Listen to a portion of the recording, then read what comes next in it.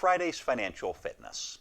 According to the Treasury Department, since cutting short-term interest rates to near zero on March 15th, the Federal Reserve has purchased $1.7 trillion of Treasury securities through the end of July. The Federal Reserve now owns $4.3 trillion of U.S. government debt, or roughly 25% of the total Treasury securities outstanding. There were a total of $17.2 trillion worth of Treasury securities outstanding through the end of March, and in comparison to 20 years ago, there were only $3 trillion of U.S. securities through the end of the year 2000. According to an August 4th Wall Street Journal article, the borrowing doesn't stop there.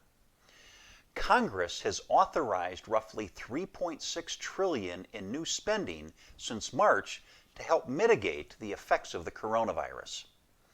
And as of this filming, the U.S. expects to borrow an additional $2 trillion in the second half of this year as federal spending ramps up to combat the coronavirus pandemic.